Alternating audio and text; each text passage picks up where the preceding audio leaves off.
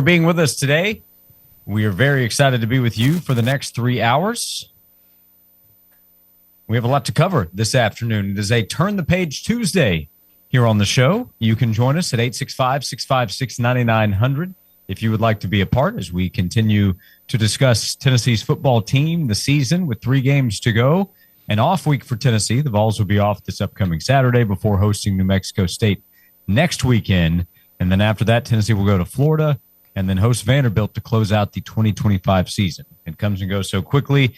Tennessee is now entering the final quarter of the 2025 regular season. We appreciate you being with us today, and again, invite you to join us, 865-656-9900, if you'd like to be part of the show. Jason Swain, part of the show for the next 3 hours, a VFL and former Tennessee wide receiver. Swain, good afternoon. How are you?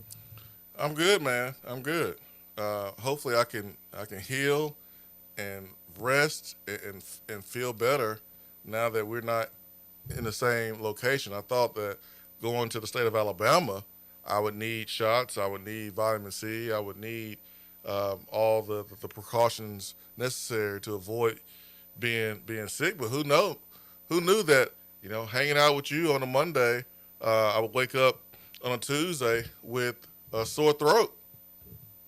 Who knew, Josh? But it's good to see you, though.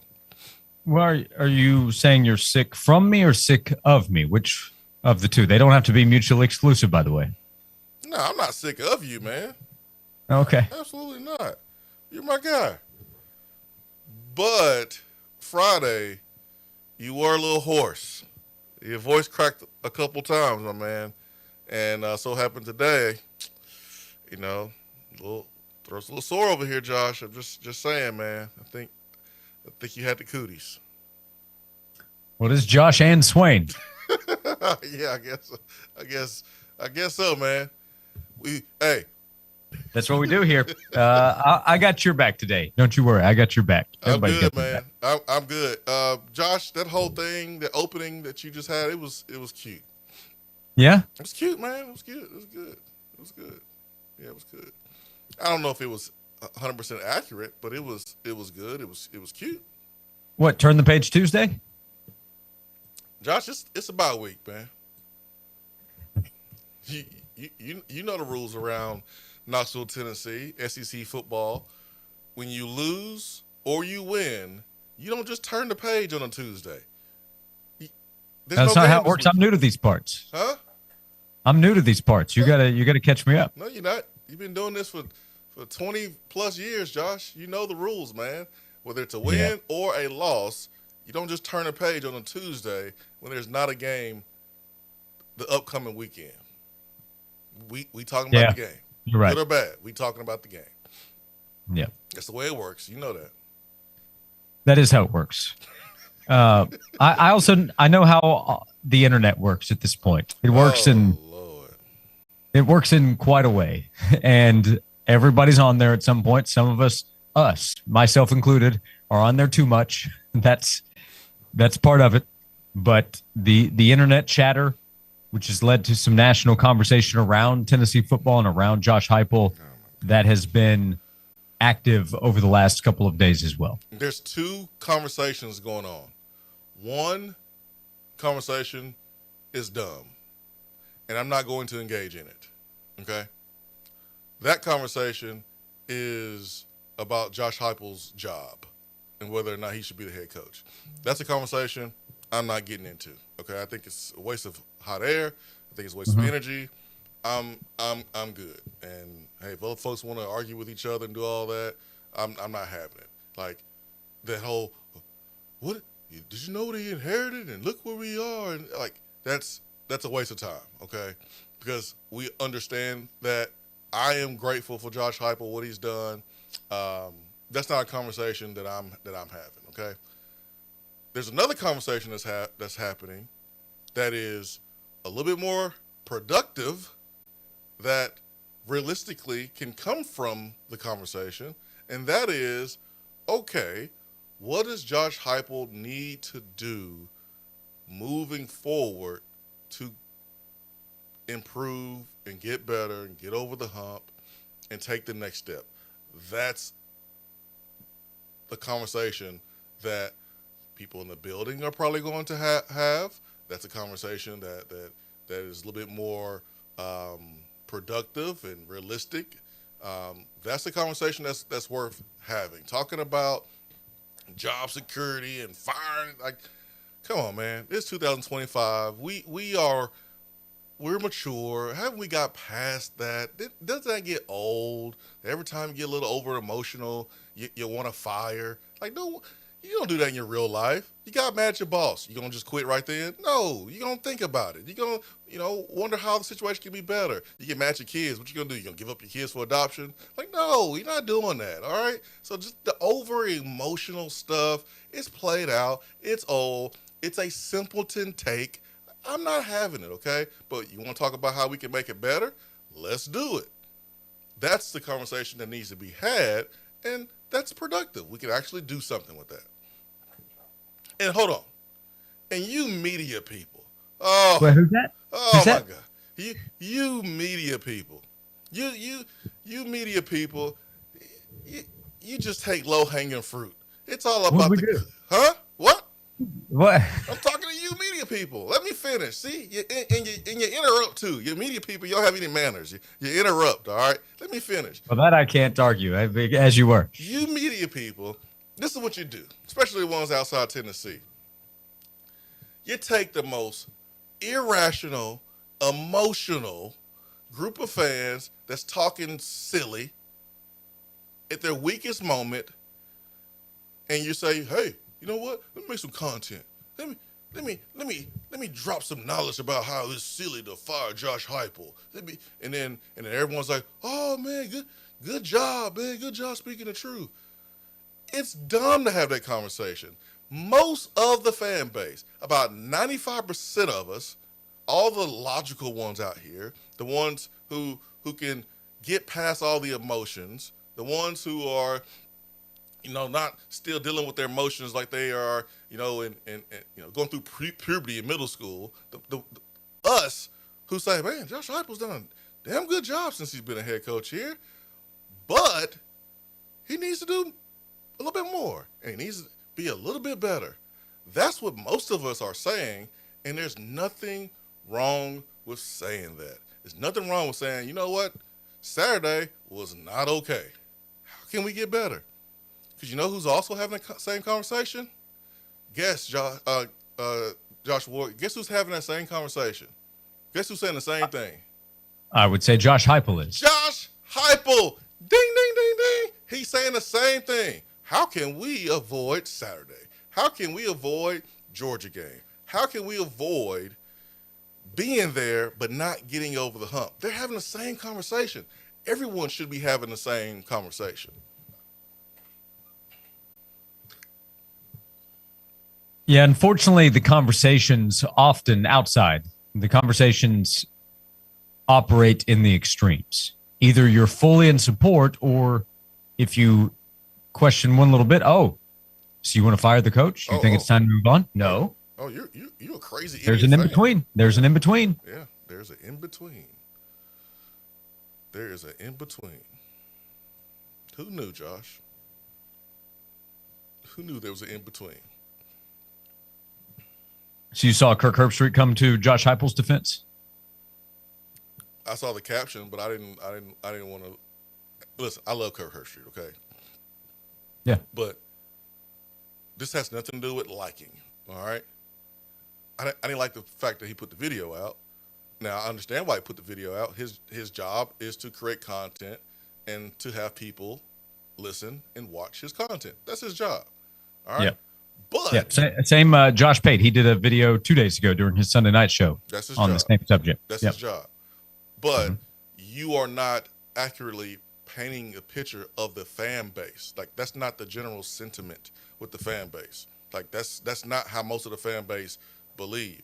You're taking advantage of a small portion to do a good show. Great. Good for you. Cool. I'm in the content business. You are in the content business.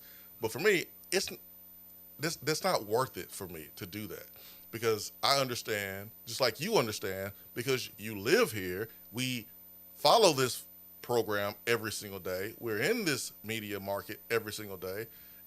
It's just not worth it. now the rest of the country is like, oh man, those ungrateful, dumb Tennessee fans, they're so stupid. Look at they're trying to run Josh Heupel out of town.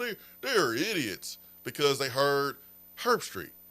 When the truth is, most of us who watched the game on TV, who went to the game, we just don't like what we saw, and we just want it to be better. That's it. And some of us was emotional and probably said some things we didn't mean on Saturday night, but that's part of being a fan. You're emotional. After you came back down, you realize, hey man, Josh Heupel has a lot of what is needed to win here, but he needs a little bit more. He needs a little bit more, and he needs to surround himself with a little bit more, and he needs to change the approach maybe a little bit here, there. But man, this guy can win here. You know why I think he can win here? Because he did it his second year in the program. And I hope he figures it out. Because if he doesn't figure it out in another year or two, then maybe the conversation that is being had by some people, maybe that conversation becomes a real conversation. But it's not a real conversation now. It's just not. We'll keep the conversation moving at 865-656-9900 so that you can hop on board with us. Dirt did ask in the text box, did Swain just call Josh a little horse? No, I said you were a little horse on Friday, but I didn't call you a literal horse that was miniature. Yesterday, I was being called a chihuahua. By the way, multiple people came to my defense and said vicious animals. So that actually turned out to be a big compliment. Vicious. And today you're calling me a pony. Vicious. That's fine. I didn't call you a pony. So you were a little horse, man. Not a little pony. Okay. Not okay. like a Shetland pony. That's good. You took your time on that one. Shetland took your time. Yeah, hey, we have plenty of time for you to join us today. We'll talk Tennessee football, what needs to happen moving forward. Tennessee has 2 weeks to get ready. You don't have to turn the page quite yet. You can keep the book open. We'll continue to discuss what happened on Saturday and what needs to change moving forward at 865-656-9900. Alongside VFL and former Tennessee wide receiver Jason Swain, I'm Josh Ward. We are presented by Junk Begon on Josh and Swain.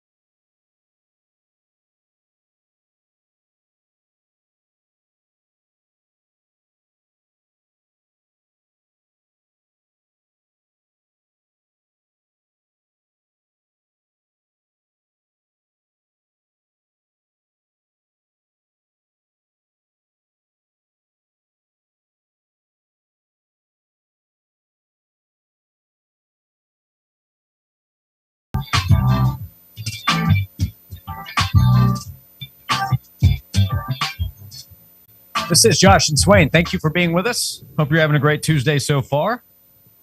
Jason Swain is here. I'm Josh Ward, 865-656-9900 to be part of the show. We'll open up the text box. You can call in at the same number, 865-656-9900. One text says, Swain, the unfortunate truth is the most vocal crowd, the vocal minority, are the negative Nancys. That can be the case. Greg sent a text in, messaged us through the app. Appreciate you listening on the app there, Greg. I hate to tell you this, but my Facebook and X accounts were full of fans that wanted Heupel fired. Twitter and Facebook, it's not real life. It's just not real life. So I take that with a grain of salt. Okay.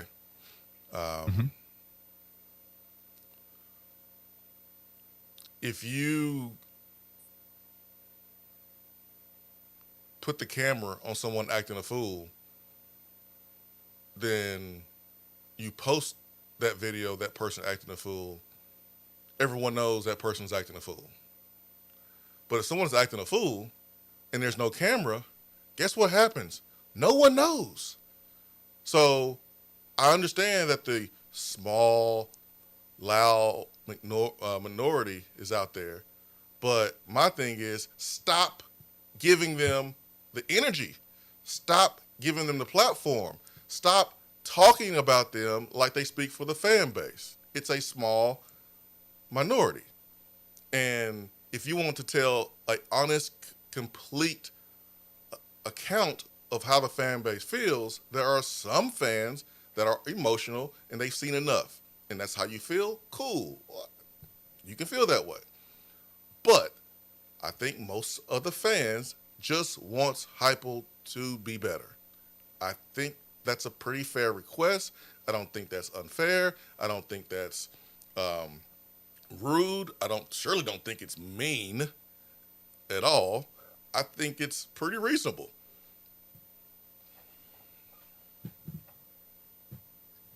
Shannon texted in, thank you, Swain, for calling out all you media people. Well, at this rate, I probably won't have any friends, so no one's going to like me.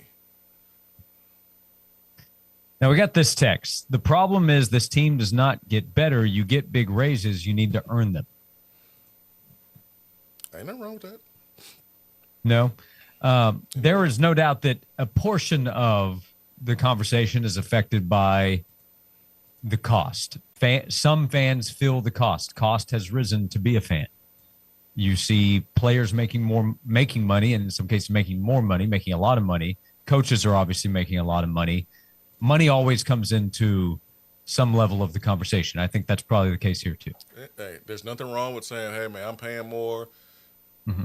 Coaches and players are getting more. Then we need to see more. And that doesn't mean win every game, but right.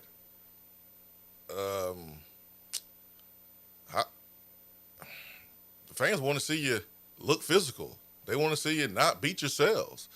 They want you to look like you practiced, during the week. Like that's what the fans are asking for. So if you want the fans to give more, then you can't be upset that they are upset that Tennessee, and this hurts saying because at the end of the day, like we all in the same boat as Tennessee fans and former players or whatever. But the fact is, we haven't looked like a playoff team. Even when we were a playoff team, we haven't looked like one. We haven't taken control of our own destiny. We haven't played discipline. We haven't, controlled the line of scrimmage. We haven't looked good on both sides of the football at the same time. And there are a lot of smart people that have watched a lot of football, and they know what it's supposed to look like. Like, you don't have to be a wizard of a football mind to know what it's supposed to look like. It's supposed to look better. And folks want it to look better. And I think that's reasonable to ask that. Yep, I agree with that. Todd said, I'll counter with, I've said that we need discipline for years, and it's been misconstrued as I want Heupel fired. Desiring discipline and wanting him fired are two different things. Absolutely. Yeah. Wanting improvement is understandable. And again, that should be the case internally. Tennessee should want to improve. Danny White should want to see improvement from the football program. And as you said, Josh Heupel should be leading the charge in figuring it out how to improve. Sitting back and saying, hey, everything's fine, because we've also gotten messages saying, remember where we were 5 years ago. Everybody knows where Tennessee was 5 years ago. That was 5 years ago. Can we stop with that? Yeah, that doesn't have anything to do with the next 5 years. Nothing to do with today. Mm-hmm. Like now, some fans I think one message said, we don't want to go back to that. So sure, if you're thinking fire Josh Heupel, you could go back to that. That's why so few people have that opinion. Yeah, that's a conversation that we're not having about firing Josh Heupel or not, because it's stupid. It's stupid right now. Mm-hmm. It's not smart right now. The conversation is about, hey, how do we improve? Like last year when the passing game was not good and you had multiple halves in consecutive games where you didn't score a touchdown, those were fair questions to ask. Like, hey, man, not trying to sound like a negaval here, but isn't it important to score some touchdowns in football? And why are we not doing it? Those were fair questions to ask. And then what happened during the offseason? Josh Heupel and the offensive staff, they got better. And look what we've seen. We've seen a complete difference with the offense and the passing game from last year. So fans are asking for more of that in other areas to be better and avoid the feeling and the outcome that we had on Saturday. If you're someone that every time someone is saying, hey, we got like 10 penalties for 100 yards, I think we need more discipline. Remember where we were before Josh Heupel got here. Like, you got to stop being a sheep. Like, you got to stop being a sheep. It's not, you either think he is the person who invented football or you think he's the worst person and doesn't need to coach football. Like, it has to be somewhere in between. Like, you can love Tennessee and not agree with every single thing that happens during games. It's okay. You can do that.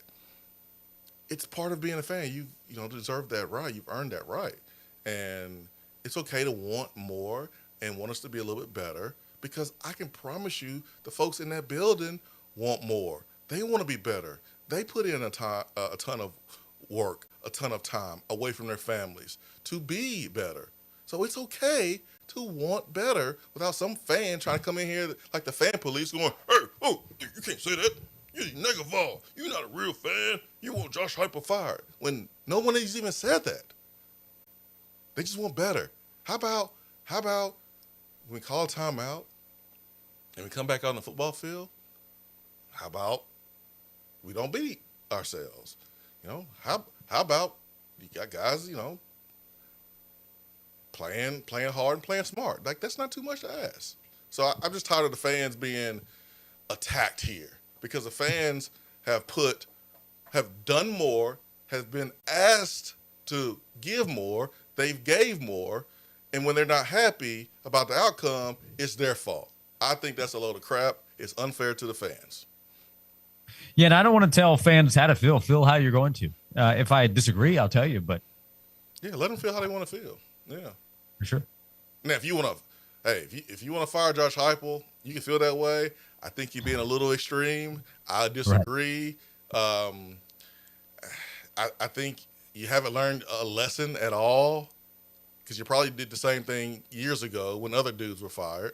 And hey, maybe we just need to just let you sit in the corner and you can just be upset and spew that and fire everybody. And there's nothing we can do to help you see it differently. That's fine. But I think for most of us, we just don't feel like that needs to happen. And we're having a conversation about adjustments and things that can be fixed. He's Jason Swain. I'm Josh Ward. We invite you to be part of the conversation today. 865-656-9900. One of the most rational people I know. He's from the national media, by the way. Bill Conley of SP Plus. He's been very complimentary of Tennessee, by the way, over the last few years. And Josh Heupel. We'll talk to him at 1 o'clock. He has a new book we'll tell you about as well. So Bill Conley of ESPN and SP Plus at 1 o'clock. We're with you until 3 o'clock. We're presented by Junk Begone, East Tennessee's junk removal specialist, on Josh and Swain.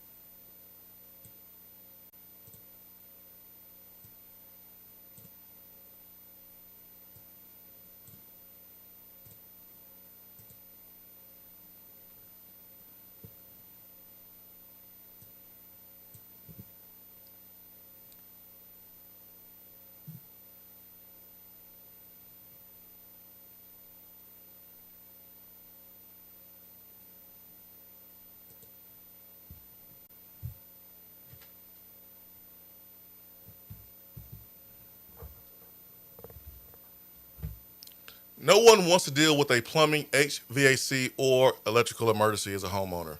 Most of the time, you don't know what the cost is going to be, or if it's going to be fixed the right way, or if someone is just trying to sell you something. But when you call Hiller Plumbing, Cooling, and Electrical, know that their experts are going to solve your problems quickly. The price that you're told is the price you pay. No hidden fees, no surprises when you get your bill. Hiller stands on 100% satisfaction for their customers. They guarantee it. Their motto is happy you'll be or the service is free. If you're not happy, they'll do everything to make sure that it's right and that it is free. When they're on their way to your home, you'll receive a photo of the tech and a link to track them in real time. So that way you're not wasting time waiting around. They've been doing this for a long time, helping families, businesses, people that run into issues with their home or with their business. 35 years, family owned and operated. And their techs are professional experience and trustworthy. You can book online, go onto the website, happyhiller.com.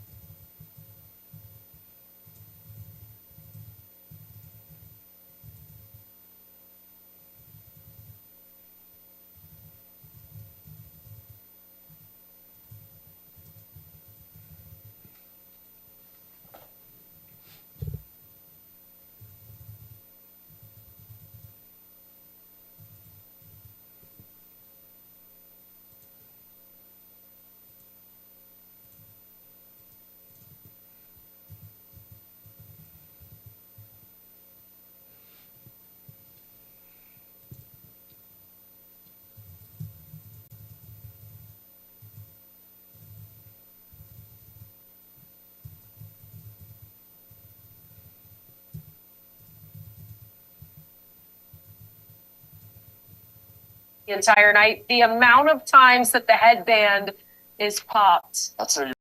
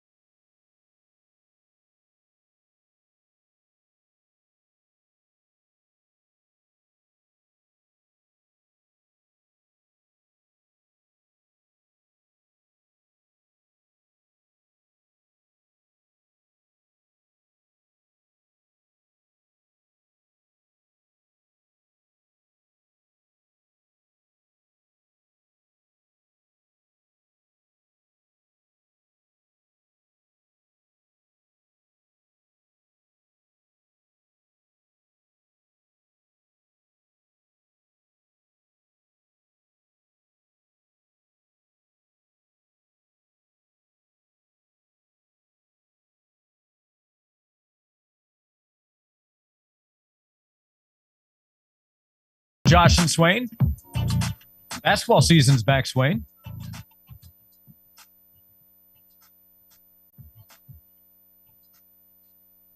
Swain, I don't know if you need to unmute there.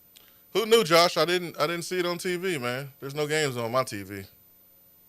I don't know about you, but Don't get me started.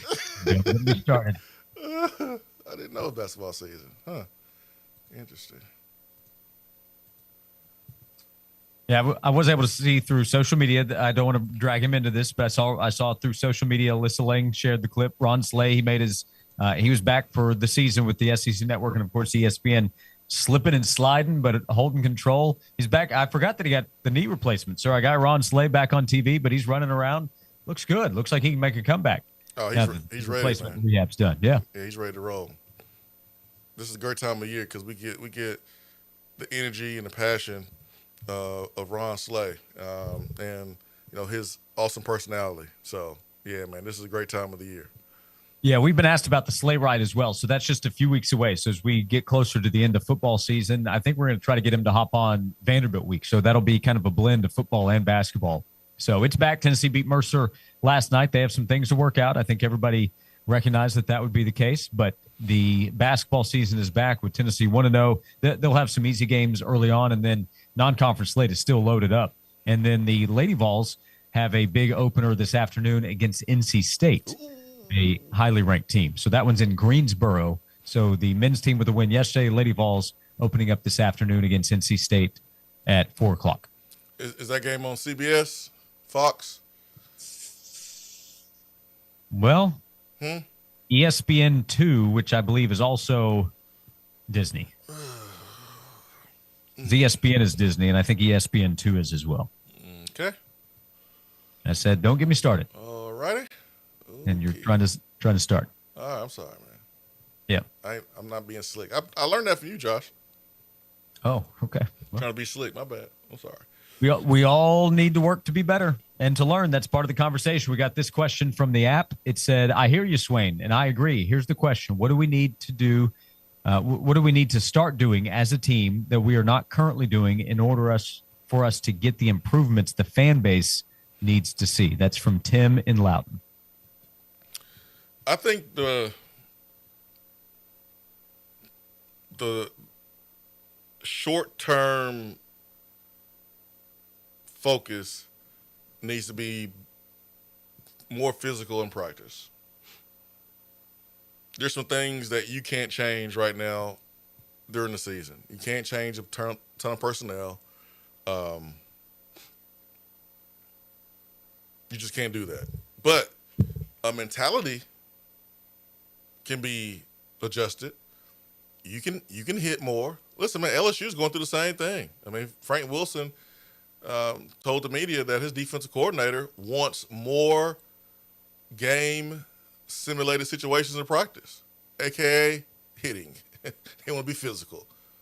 And this is not like a Tennessee issue. This is a college football issue where you're trying to determine when to take care of your guys and make sure they have fresh legs on Saturday, but at the same time, make sure they maintain the mindset and the toughness and the physicality that it takes to play this game. At the end of the day, this game is about the line of scrimmage. This is a line of scrimmage game. People are like, oh, man, it's a line of scrimmage league, the Big Ten.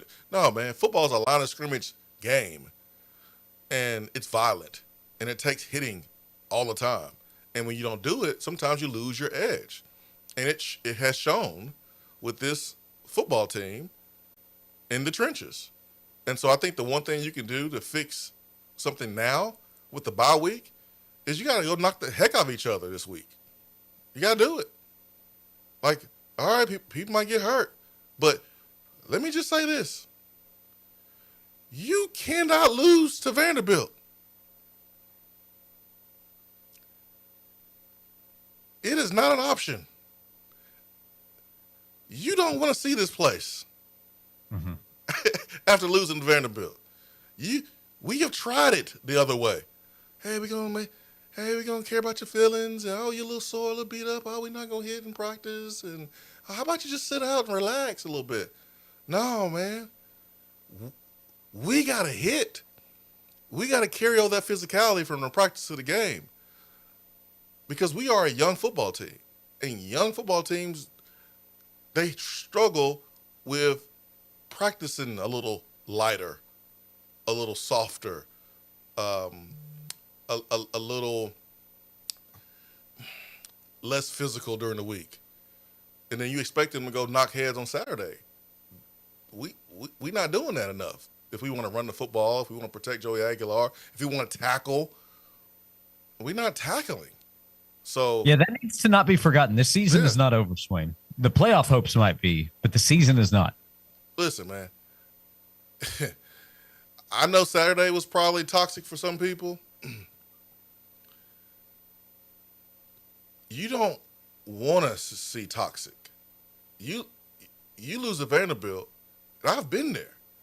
I have been a player that lost a Vanderbilt in 2005. I didn't want to leave my apartment. I didn't want to go outside. I didn't want to be seen in public. You don't lose a Vanderbilt. I don't care if they're better right now or not. You better find a way to be at 1 point better at the end of the season. And if you lose to Florida, when they are having one of the worst seasons ever, and they fired their coach, that ain't going to be a good look either. So there's a lot to play for. I know we're not going to the playoff, but you can't lose to teams where you have more talent than. You can't lose to teams where you have more stability with your program. Like, you can't lose those two teams coming up on the schedule. So what you have done, has it worked all the way? Maybe you need to be more physical in practice. LSU is going through the same thing. That will be my answer to the question. What can you do to fix some things? Short term, it will be more physical in practice to finish the season. Hey, it's a good question. We appreciate the messages coming in. 865-656-9900. We've had messages through the app. We appreciate you tuning in, however you're doing so, on 99.1 The Sports Animal, on the Sports Monster in the Tri-Cities. We're live on YouTube today on the Sports Animal YouTube channel. Or if you are streaming us, however you're tuning in, thank you for being with us as we continue the conversation on Josh and Swain.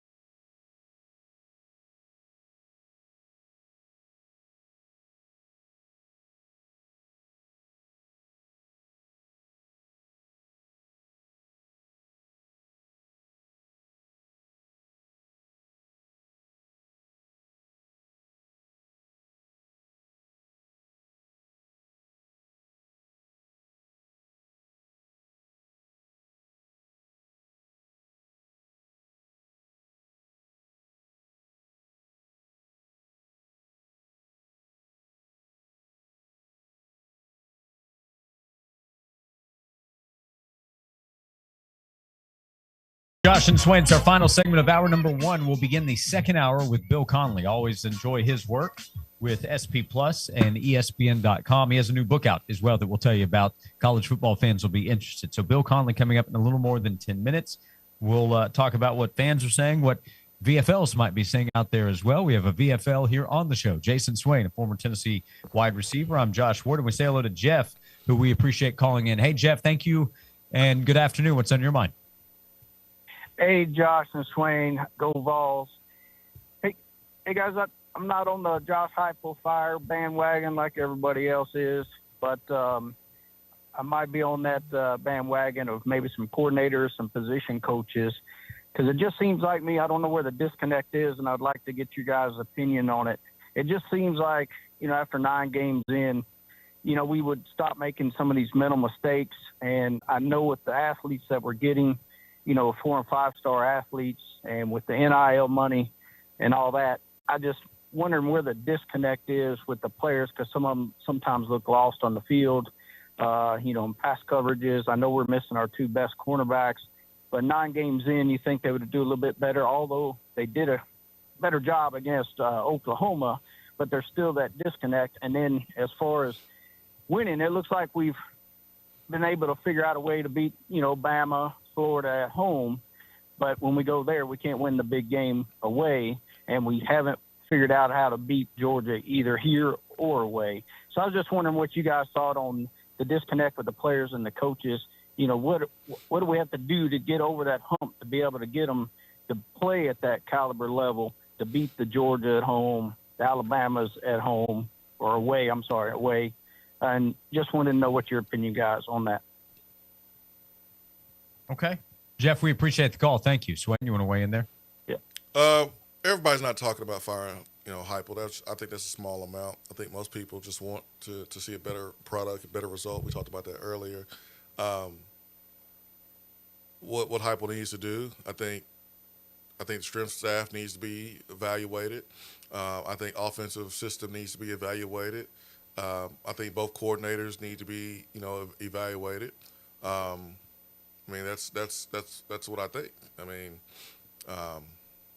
Tim Banks did an awesome job, last year, and I defended him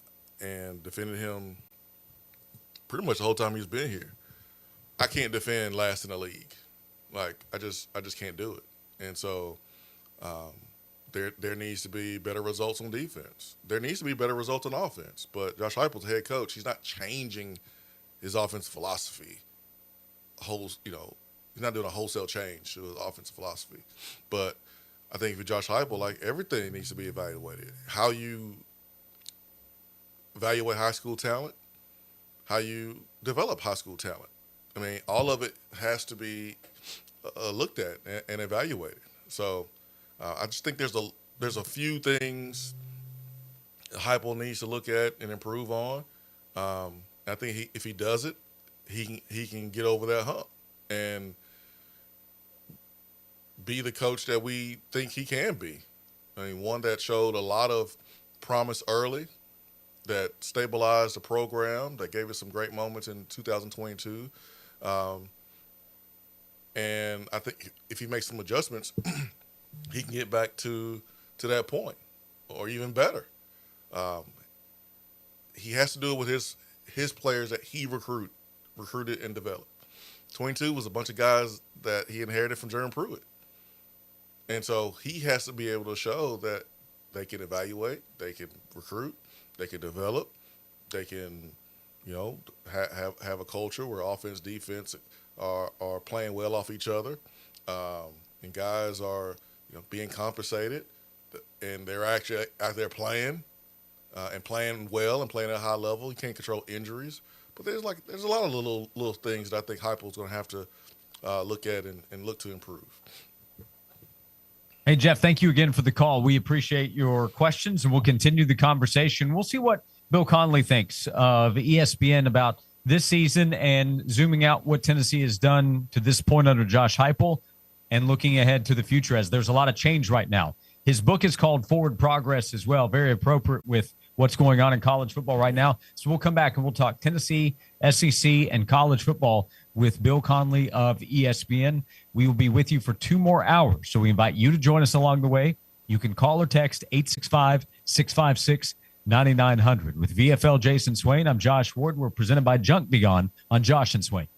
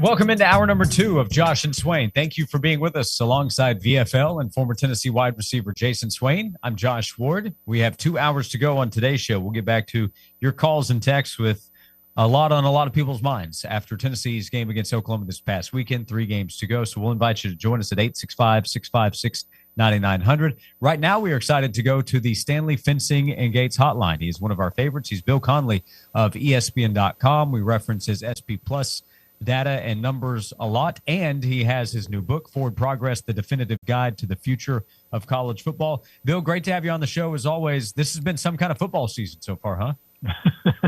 Yeah, I mean, the hierarchy is still kind of there. You know, we still recognize most of the names in certain spots, but it has been a really interesting ride. And, you know, we'll see how it finishes up. But anytime you have number 2 Indiana, you know, things haven't gone entirely according to plan, and I always approve of that. Right, for sure. What do you make of how things have gone for Tennessee to this point? 6-3 would appear out of the college football playoff race. They still have Florida and Vanderbilt to go in SEC play. But what you've seen from Tennessee, maybe based on what your numbers projected at the start of the season and where things stand now? Yeah, I mean, I think in terms of overall quality, I mean, they were pretty close to what was expected at the start of the year. But obviously the way they've gone about that quality, completely different. Had, you know, the 6th best defense in the country last year and an offense that didn't make many big plays. And now they have the exact opposite, like they've reverted to, you know, 2021 Tennessee kind of.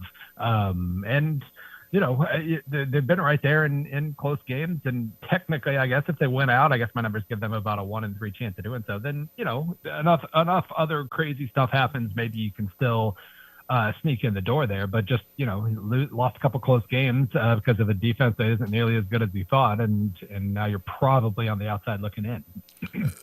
What's the toughest game, in your opinion, for Tennessee? Is it on the road at Florida, or is it at home versus Vanderbilt? Well, I think, you know, when you've got a defense that is struggling the way Tennessee is, then, I mean, the fact that Vanderbilt plays such efficient offense, you know, and you know, as you know, they've lost a couple games now, but, you know, having a chance to take the lead in the fourth quarter against, against Alabama, and coming back the way they did against Texas, I think that's still a really, really sound team. It would be a track meet because Vanderbilt's defense has kind of borne out against teams like Texas that not necessarily elite by any means, but that offense can move the ball, and that seems to be a problem for Tennessee. Bill Conley, ESPN, author of the book Forward Progress, which we're going to tell you about, fits perfectly into this season where things are moving forward. So we'll talk about the book as well. And this is an SEC season where there's still a lot that can happen. Who's the best team in the SEC? Have you figured that out through the first 2 months of the season? I mean, I guess at this point, I don't trust Alabama. You know, and part of that, I'm sure, is just because I watched the Florida State game. But even beyond that, it's a really, really Washington 2023 situation with Kalen DeBoer's team, basically not necessarily dominating, not necessarily winning all the plays, but just winning the right plays over and over again in the fourth quarter. That's great. And if you can keep doing that, obviously we know that Washington made the national title game, but it's such a hard recipe to maintain for that long without slipping up once or twice. And they almost did against Georgia, almost did against Missouri. And they still have a couple, you know, with the interim coach teams doing as well as they have this year, you know, technically there's still a potential challenge here against LSU and Oklahoma and everybody else. So I don't necessarily trust Alabama as much as I would have, you know, 5-10 years ago. But at this point, it is hard to pick somebody else as the best team, even though I do like A&M's adaptability quite a bit.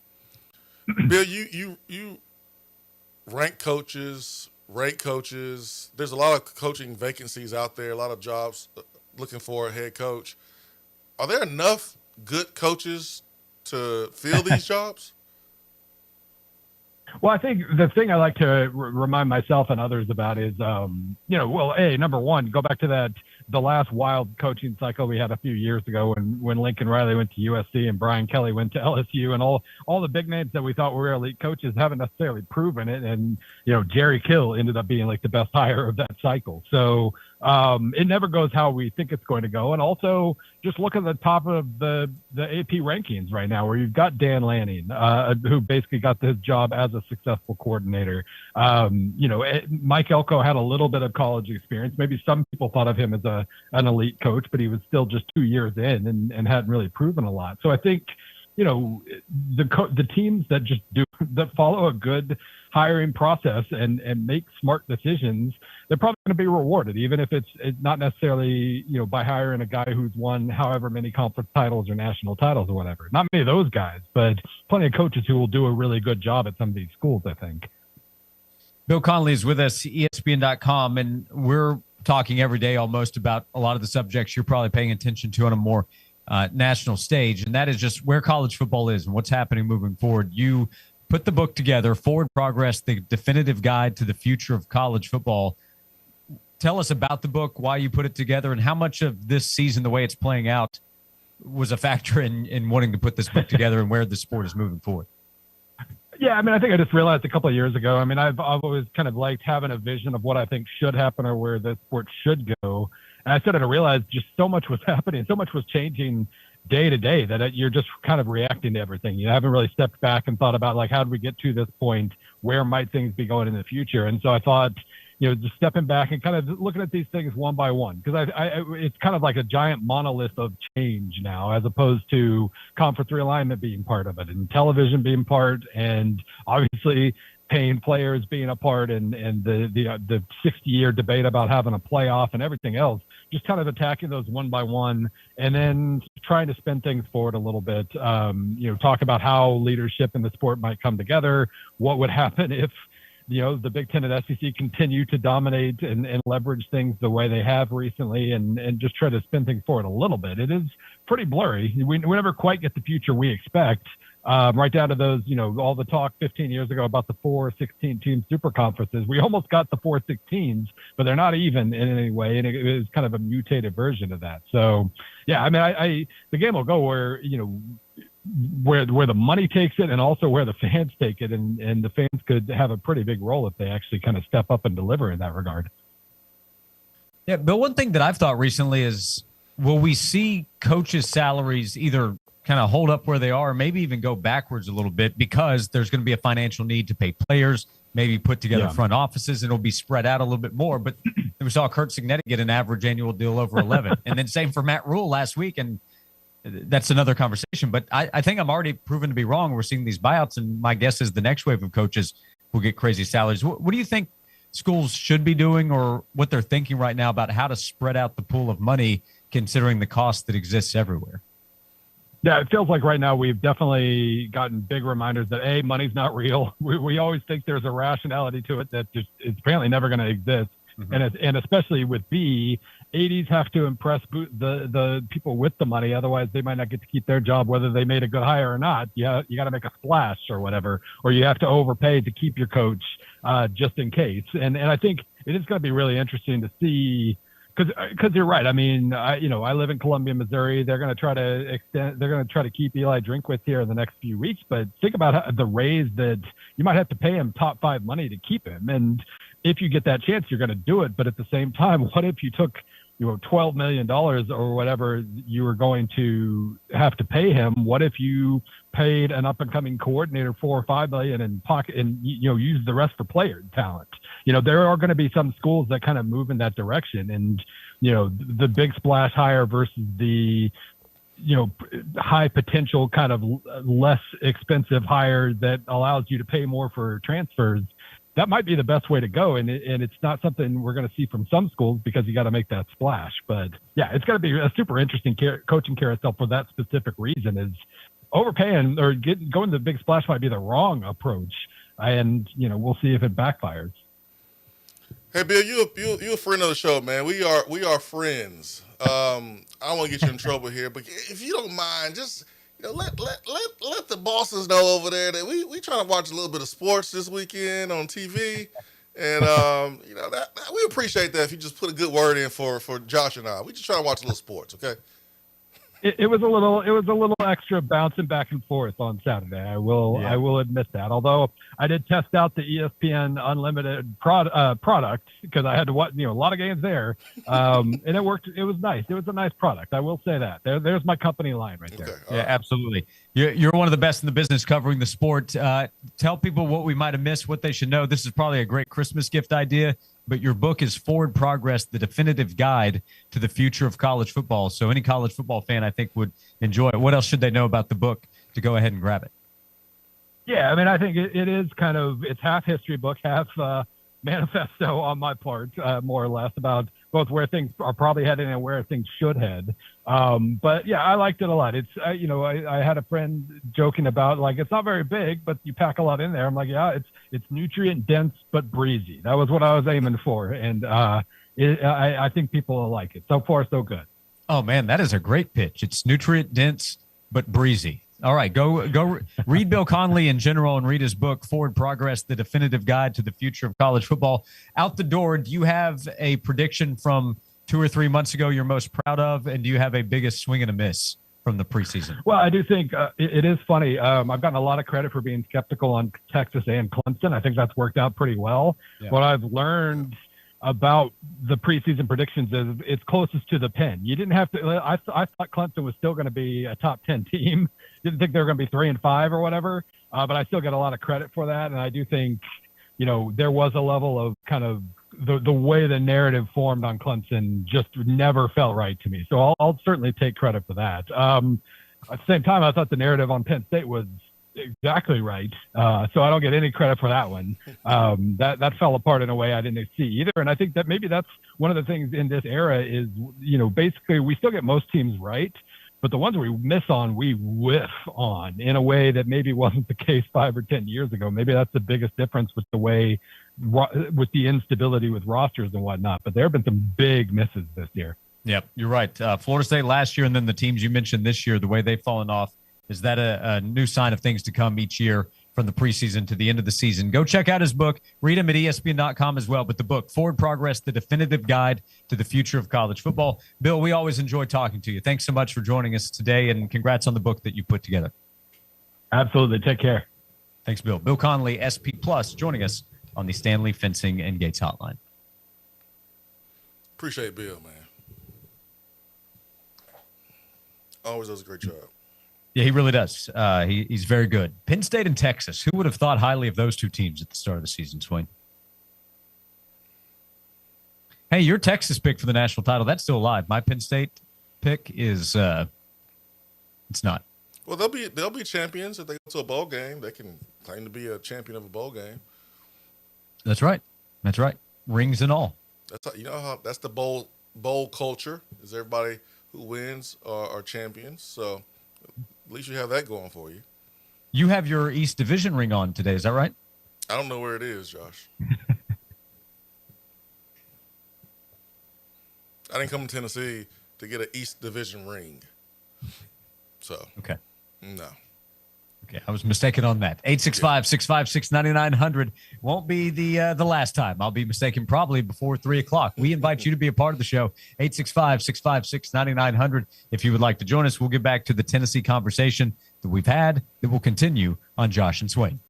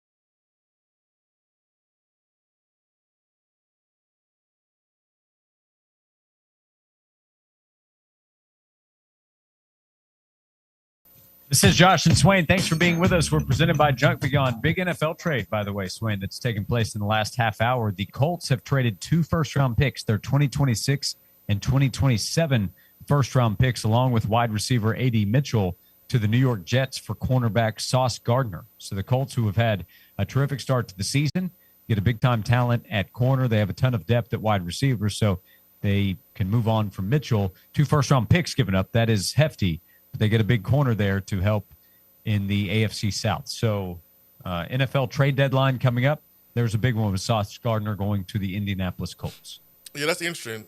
Sauce has played better at the beginning of his career than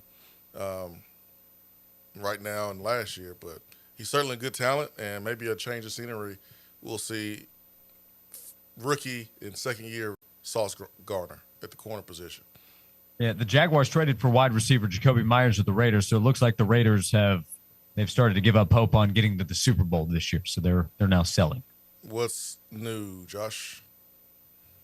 What's new is we continue to invite your calls and texts at 865-656-9900, and we have new comments that have made the rounds over the last 24 hours or so from a former teammate of yours. I saw other former teammates of yours online sharing their opinions, but that is former Tennessee quarterback Jonathan Crompton with some comments that he made talking about Josh Heupel, talking about Tennessee football, and a comparison to James Franklin that got a lot of attention. Yeah, the quote, and there's always more context whenever you just read a quote, but the quote is, I'm not the one to call for a coach to get fired. That's not my thing. What I am saying is I do think Heupel is our James Franklin. He's going to win us 9 to 10 games a year. The odd year, we'll get 11, and that's about our ceiling. This was said on the Big Orange Podcast post-game show over there at A to Z Sports. I don't know why everybody's all emotional about this quote. To be honest, first, I think Crumpton, and that's my guy, love me some Jonathan Crompton. First, I think he made a mistake in the delivery. And it's the reason why it's been getting the response that it's getting. I think he should have said, I'm not calling for Josh Heupel's job. But when you say, I'm not the one to call for a coach to get fired, that's not my thing, and then you say what you said, it makes it seem like you don't do it normally, but you're about to do it now.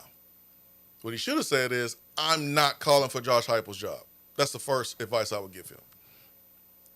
The second thing about the comparison to James Franklin, and I think it's off base, because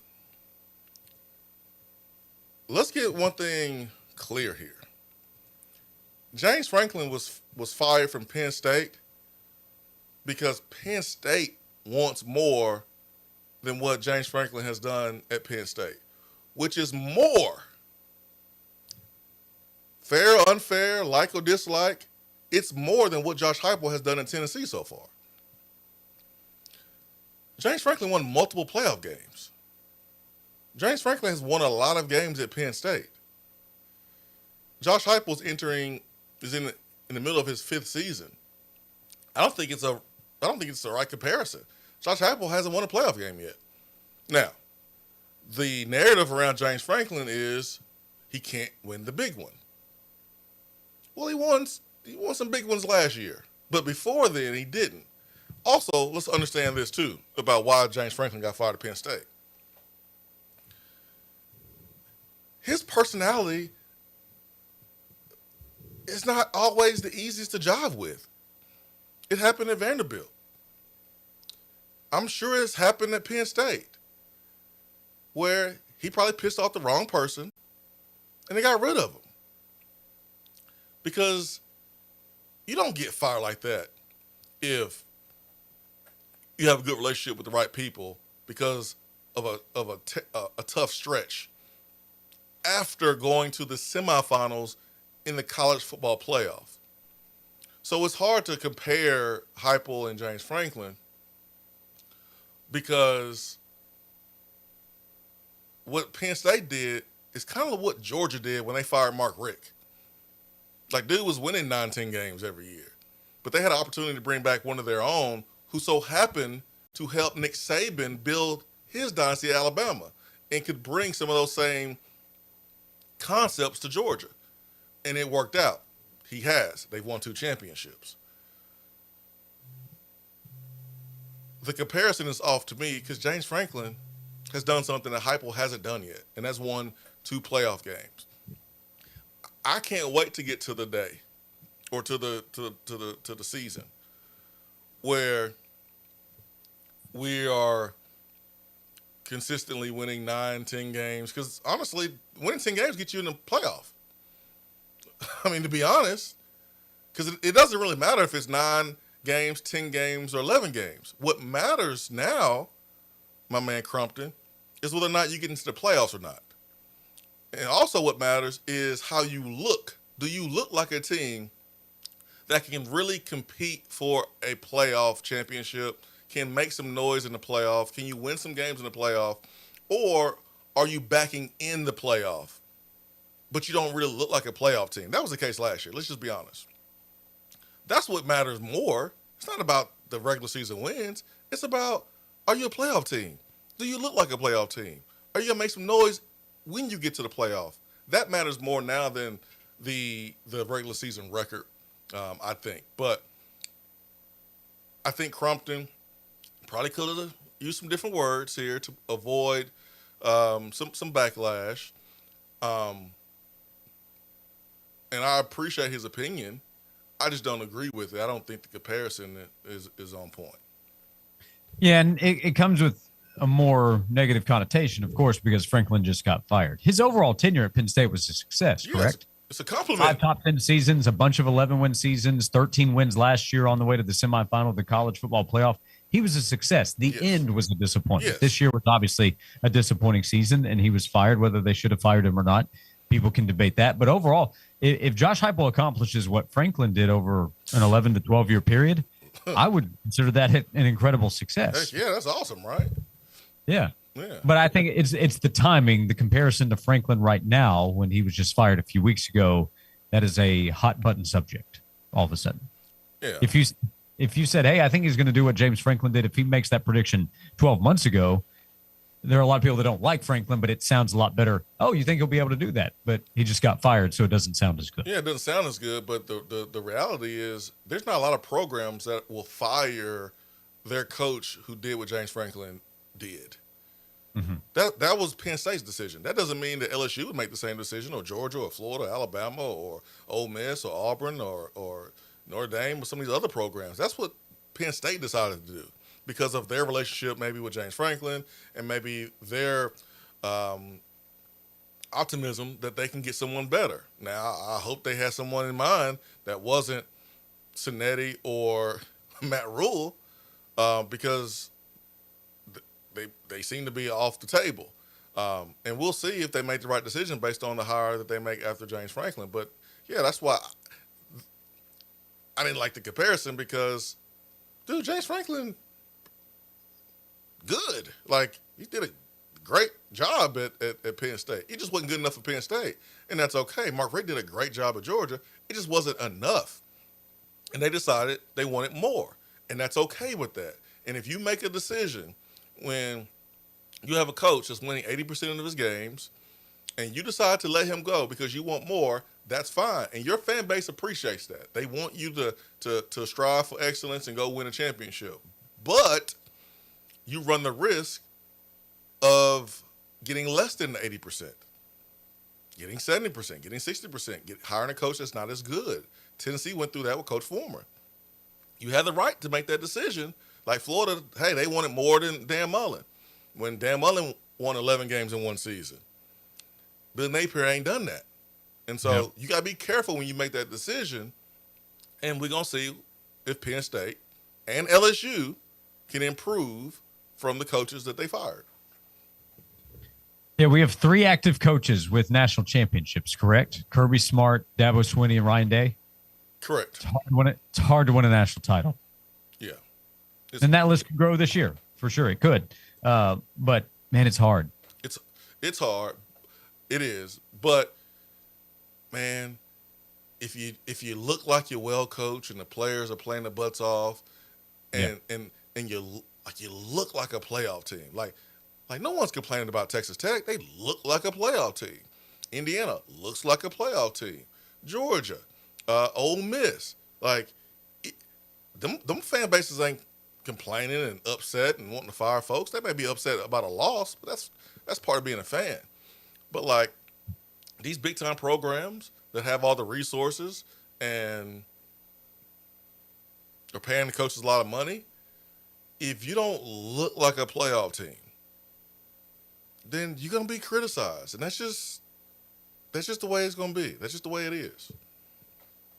865-656-9900. We are halfway home, 90 minutes down, 90 to go on today's show, and plenty of time for you to join us to be part of the conversation as we talk about what happened on Saturday, what needs to change moving forward in the final 3 games that remain for Tennessee. A week from Saturday, Tennessee will play New Mexico State and then go to Florida and then host Vanderbilt. Join us at 865-656-9900 on Josh and Swain.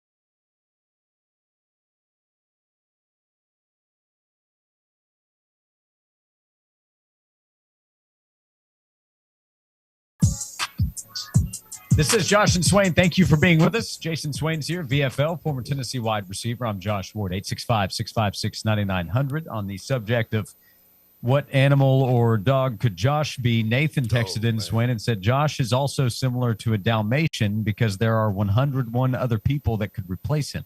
Dang. Well, Josh, what did you do to people? I don't know. He did put in parentheses, just kidding. Oh, yeah. He's just for real. So we got that one. Have you seen this Tom Brady dog story? Yeah, I did. Yeah, I did.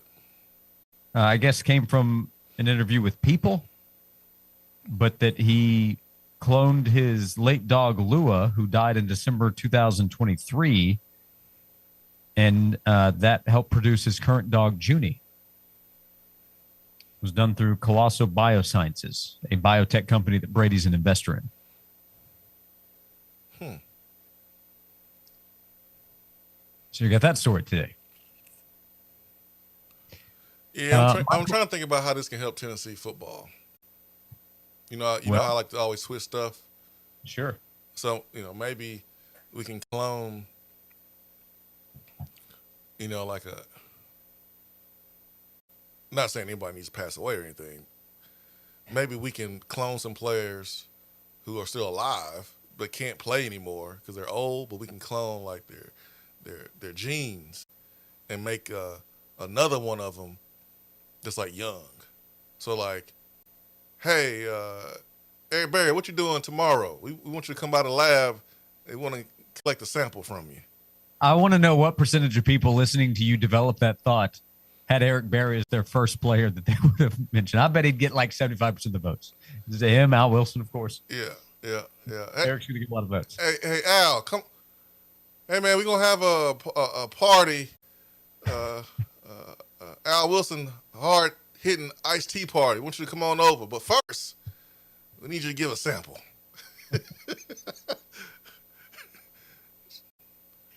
Hey, Jamal Lewis, hey, man, what you doing Friday night, man?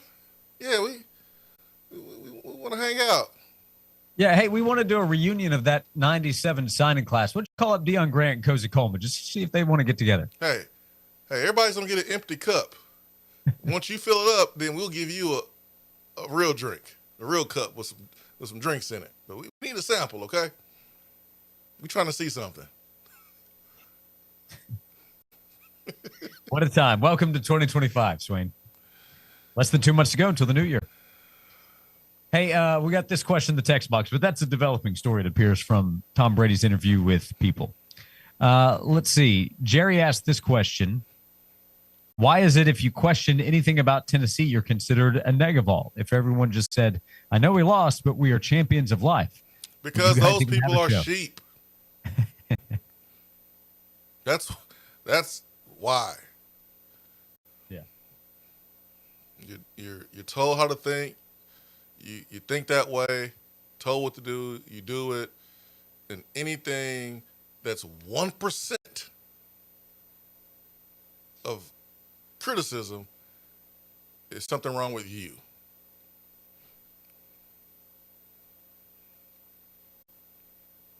Like, I don't know how anybody can do that. I don't know how anybody can say, after seeing Saturday and hearing someone say, hey, man, golly, man, we got to be better, God, man. How can you hear that and go, well, that's not fair. Why you want him fired? Look at what he inherited. It has nothing to do with the point. That's not a you thing. So you keep being you keep doing you. That's a them thing. That's a sheep problem. That's how I look at it. Am I wrong? No. If I'm wrong, let me know, Josh. Please. I just come back to exists in the middle of the extremes. When you get to the outside where you want to fire a coach, first thought.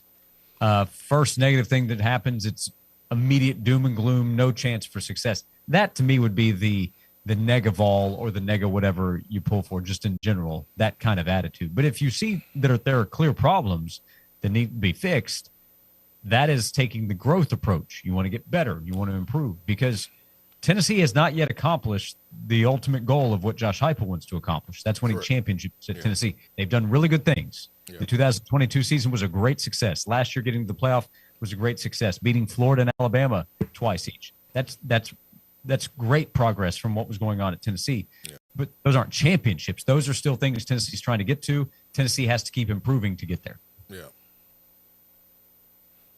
Because we've seen the championship teams. Tennessee's faced those teams when they won championships. Georgia a couple of years ago.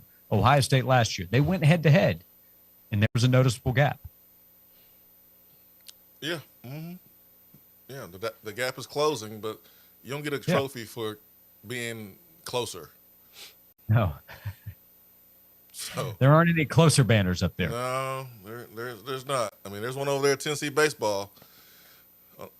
It don't say anything about being closer. It says national champions. And listen, there's only one national champion.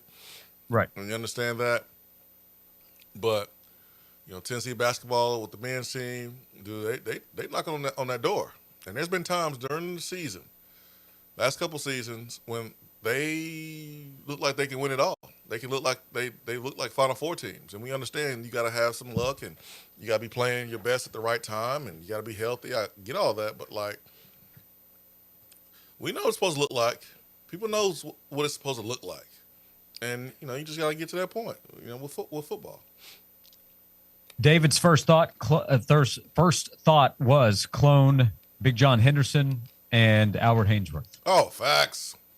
There you go. Yeah, 100%, man. Yeah. Hey, yeah. Vol number one in the text box asked this: which dog breed is guaranteed to laugh at all of Joss's jokes? Which dog breed is guaranteed to laugh at all of my jokes? I don't know. A Chihuahua. What do you think about that one? I never heard that breed before. A what? A Chihuahua.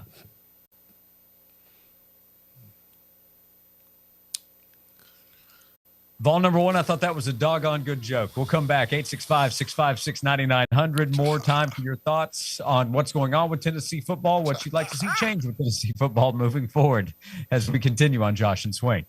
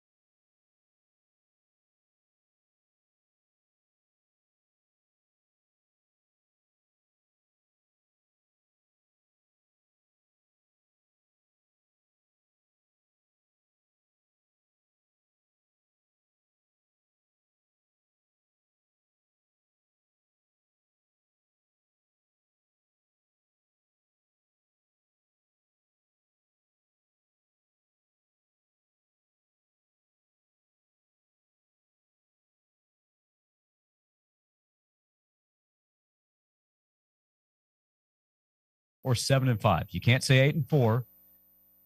You have to predict 9-3 or 7-5. That's not fair.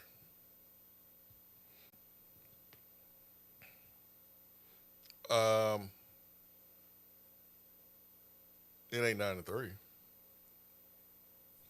If I had to predict one, if I was held to only going with one or the other, your one of your two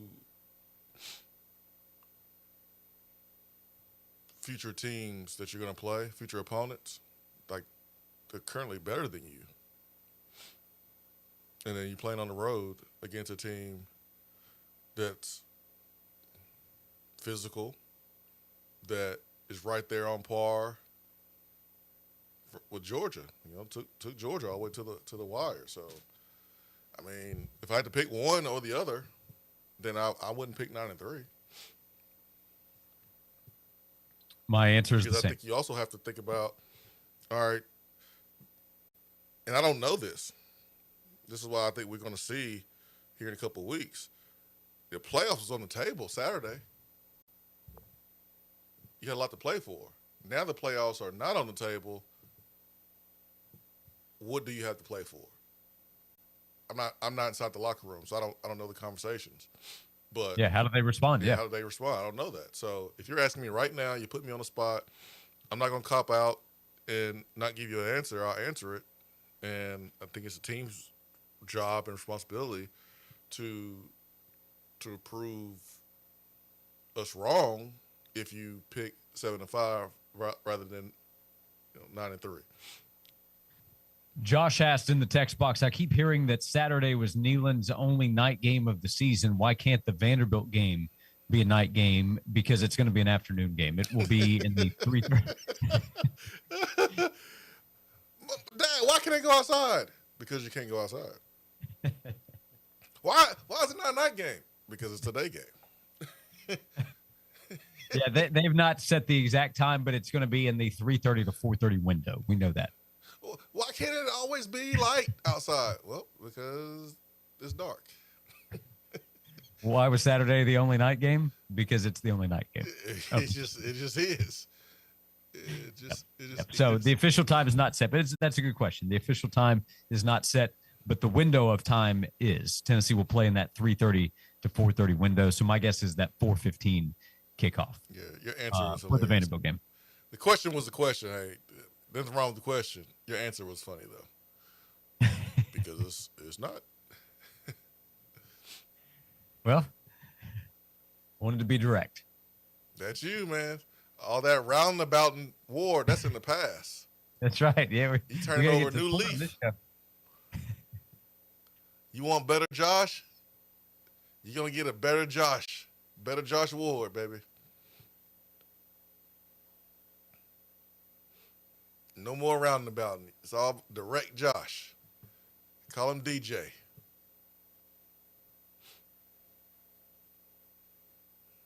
I can spin some tracks for you over the next hour. No, thank you. Final text, and we can carry this over. I'm not saying fire him, but guys, it's one of those. It's one of those, Swain. That's one of those. It's one of those. But guys, say what you want. We are staring down the barrel of a 7-5 season, and for a coach that's making $9 million a year, that's unacceptable. That's part of why we've said season is not over. They need to finish strong. They could get to 9-3. That was part of the previous question. Get to 9-3. That's a positive finish to carry some momentum over. Finish 7-5, lose to Vandy. Well, we don't have to explain what happens from there in terms of the reaction. We'll come back. Another hour to go. 865-656-9900 to join us on Josh and Swain.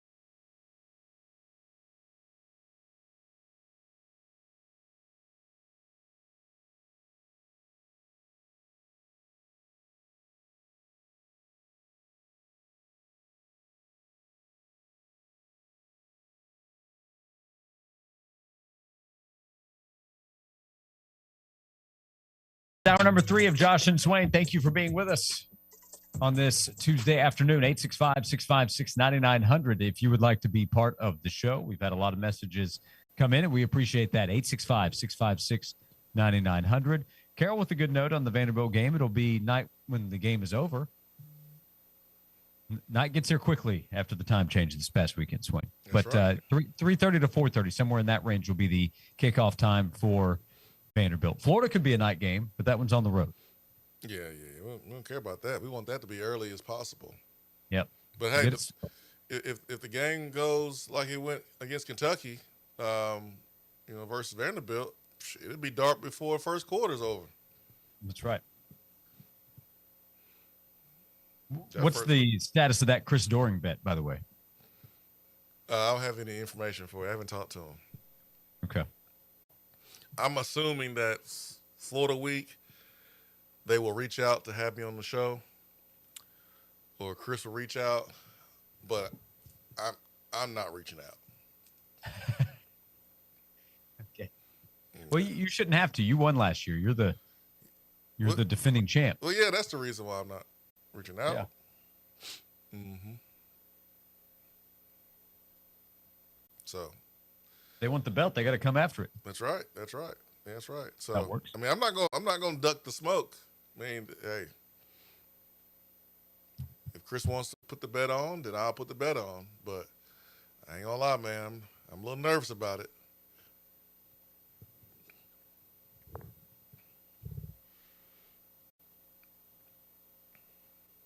So when it's first Tuesday in November, you know what time it is besides election time?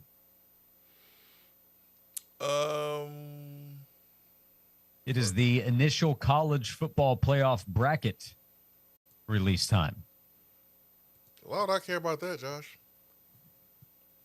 Well, I figured your interest is probably diminished based on this past Saturday. Listen, I'll be paying attention to it. I'll be watching it, but it just doesn't hit the same. It just doesn't.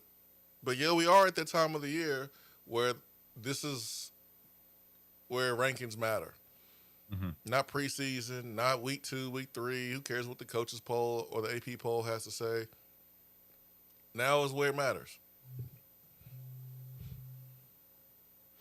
Mark in Lenore City texted and said it'll be funny to see Ohio State drop out of the top 5 tonight because of their strength of schedule. Where do you think Ohio State will be? And my guess is inside the top 5. Yeah, they'll be in top 5. The team that should be number 1 is Texas A&M. Yeah, I think A&M or Indiana. Indiana with that road win at Oregon has a strong case. Yep. Ohio State's strength of schedule is not as good. They have that win against Texas, which has improved with Texas winning the last several weeks. But those are the three highly ranked unbeaten teams. BYU's also unbeaten at 8-0, but they'll be back. They'll be inside the top 10. But BYU, I doubt, would be in the top 3 to 5, would be my guess. But the AP top 25 right now, in order, the top 5: Ohio State, Indiana, Texas A&M, Alabama, and Georgia. My guess is the top 5 will have at least 4 of those teams. I could see Oregon or Ole Miss jumping up into the top 5 of the playoff ranking. Oh, gosh. Ole Miss, man. Ole Miss is doing it. I mean, this is Lane Kiffin's best coaching job he's done in his career. Yeah, last year was a disappointment. They had a playoff caliber team, but they fell short. They didn't take care of business. Lost to Kentucky at home. They still, despite that loss, they had a shot at Florida later in the season. And if they win that game, they're going to go to the playoff. They lost. So they finished 9-3. They were left out, but they responded. They had to replace some key players. They had a midseason quarterback change.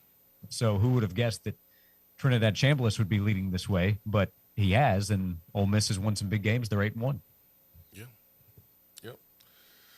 Yeah, he's done a good job, man. He's about to get paid a whole lot of money, and man, he deserves it. I mean, he's went through a lot of adversity. I mean, he's at peace, and sometimes you don't need everything to have everything that you need.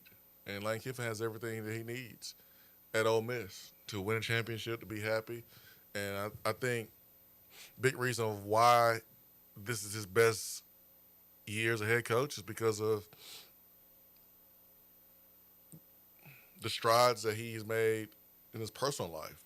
I mean, I think there's a lot of peace that was obtain for Lane, and I think it's helped how he's coached, his patience. I mean, this dude could be calling plays for his team, but he's not. Mm-hmm. That's Charlie Weiss Jr.'s calling plays for him. So, I mean, it's working right now for Ole Miss. I mean, it really is. Yep, it has. Dell says, I refuse to believe Vandy will beat us. Go Big Orange. I got to stop looking at logos and start looking at the teams. I think that's where we have to transition in this day and age of college athletics.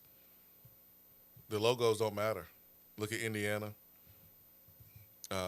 Look at Texas Tech. Logos don't matter. It's about the teams. And Vanderbilt is a top 15 team, a playoff fringe team. And right now, they're playing better than Tennessee. Doesn't mean that they're going to play better than Tennessee when they play. But you better take them serious. Swain, this question is definitely for you. It's from David. If we had to pick one more unfortunate loss, would it be Florida or Vanderbilt? You can't lose to Vanderbilt, man. I don't care how good they are. You can't lose to Vanderbilt. I think that answers the question. What you think? That's the right answer. Like, yeah, picture this place after a loss to Florida, and then picture this place after a loss to Vanderbilt. You've seen it. I've seen both. And I know which one makes things really, really bad really quickly. Yep. Yeah. Plus, if you win at Florida, that's great. Turn around and lose at Vanderbilt to finish off the season. Nobody's going to care that you beat Florida. So there's no positive gain from the Florida win, only negative from the Vandy loss. Lose at Florida, disappointing, no doubt. But you come back, you at least take care of business to close out against Vanderbilt. You avoid that toxicity that would come with a loss to Vandy. Weeks of it. Weeks between that game and the bowl game. Yeah, you don't want to see Diego Papia running around the field at Neyland Stadium celebrating. You don't want to see his post-game press conference talking about, I told you back in the summer what we're doing in this state. You don't want any of that. Yeah, and I did see people standing at the Power T. It wasn't players, but there are people that were standing at the Power T after the game to make sure that nothing went on like Ohio State and Michigan. And if Vandy comes in here and win, you better have those same people at that Power T, because you already know what Diego is going to be thinking. Hey, our guy MT down in the state of Texas texted in, as a Texas fan, I have been through the darkness of having bad coaches. Tennessee fans should be ecstatic to have Josh Heupel bringing them back to relevance. Yeah, they appreciate Josh Heupel. They just want him to be better in these games. I mean, Steve Sarkisian and Josh Heupel have a similar record at their respective schools.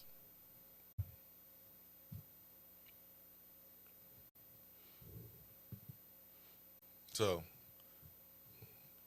and I want Josh Heupel to be great. There's so many awesome qualities about him, but there's a few changes, man, that I hope he makes, so he can be what I think he can be here in Tennessee with the resources that are afforded to him. Man, sometimes coaches, they overthink it. They get paranoid. They get the ego takes over, and they say, "Hey, man, if I go out, I'm gonna go out my way."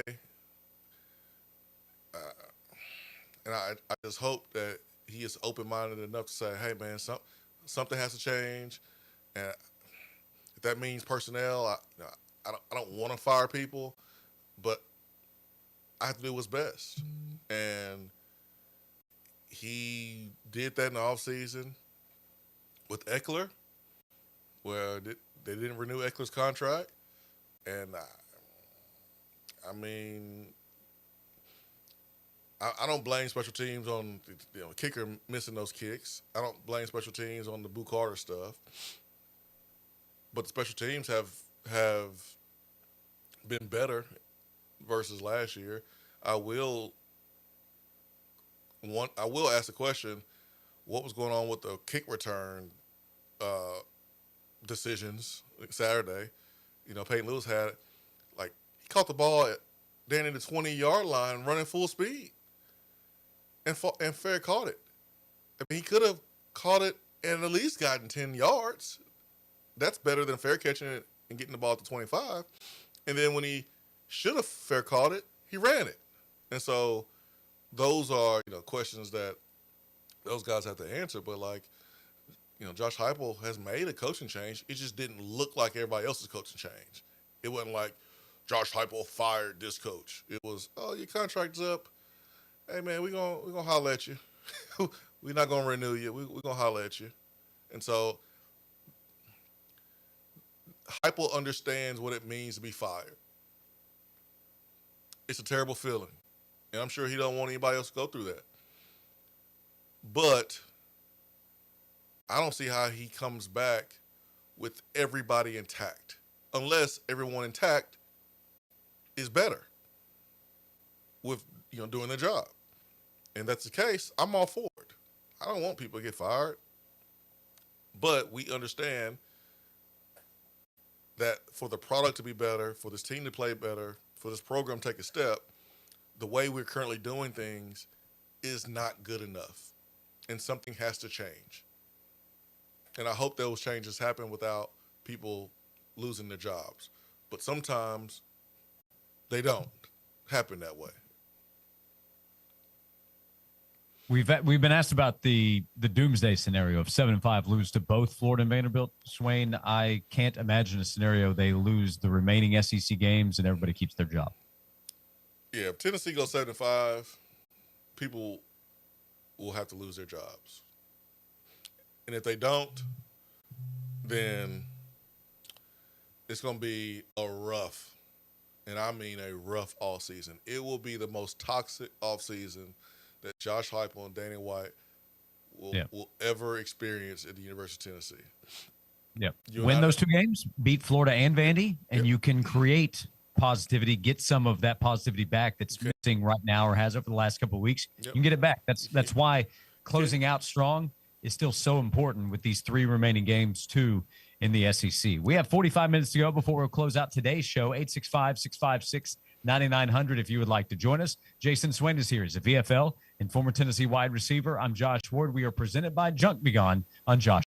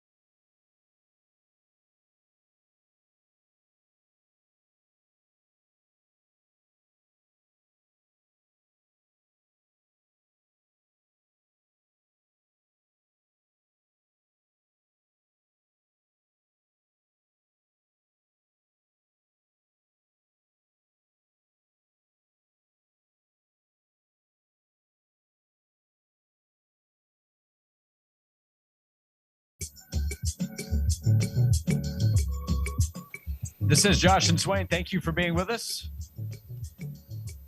The NFL trade deadline is approaching. Swain, we have another move by the New York Jets. So earlier in the day, they traded Sauce Gardner to the Indianapolis Colts for a first-round pick in the next two NFL drafts. Now we find out that the Jets are trading defensive lineman Quinnen Williams to the Dallas Cowboys. The Jets will receive a 2026 second-round pick and a 2027 first-round pick, along with a defensive lineman in return. So Quinnen Williams going to Dallas. Tough night last night for the Cowboys against the Arizona Cardinals. And the Jets today have added 3 first-round picks and a second-round pick in the next 2 drafts. Yeah, man, that's good right there. Hopefully, and I doubt it, it's the Jets. One of the worst. Now, the problem with those picks is that the Jets will be making those selections. So that's where you run into the hiccup. Well, but yeah. They did at least acquire the picks. Well, it's the Jets. They obviously, rebuilding. I guess they've been rebuilding for a long time, but they got rid of some of their best players to get first-round picks, and hopefully they don't fire Aaron Glenn because of it. He has to win. I understand that as a head coach, but my goodness, I mean, you're obviously not putting him in position to win right now. And you're building for the future. Hopefully he can be a part of it. Hopefully he proves that he should be a part of it. Let's say hello to Jake on Josh and Swain. Hey, Jake, thank you for calling in. What's on your mind today, Jake? Hey, guys. I'm just wondering, I was reading about the NFL. Some of their rules, they don't apply to college about tackling. Is that correct? You can hit somebody first impact below the waist when you're tackling them. Is that true in college? Yeah. Because I believe there's all kinds of crazy things in the NFL where they can't touch them a certain way. They can't put their body weight a certain way when they're tackling them. Quarterback. I don't know how they even play the game anymore. Well, you protect the quarterback. You can't hit the quarterback low, and you can't drive the quarterback into the ground. Well, yeah, and I understand not beating up the quarterback. I get that. But I'm talking about a running back or a receiver when they try and arm tackle them over and over again, and the guys pick up the yards after the catch. It's like, take out the ankles, take out the knees. Don't hurt the knee, but, wrap the knees and take them down. I don't understand the tackling situation. And one other thing, I was wondering, I don't see anybody wearing arm pads anymore. No wrist pads, no forearm pads, no elbow pads. And we used to use that as a weapon. I could literally run right into a telephone pole with my pads, and it wouldn't bother me. And these guys, they're afraid to touch anybody, in my opinion. I'm not just saying Tennessee. I'm just saying, when you tackle somebody, drive them, through them, and down to the ground you go. And I don't understand because they don't have these arm pads. It's got to hurt when you hit a helmet or a face mask with your elbow. You probably got contusions and stuff. And all it is throw a pad on that freaking elbow and use it like a weapon. That's all I got, man. Okay.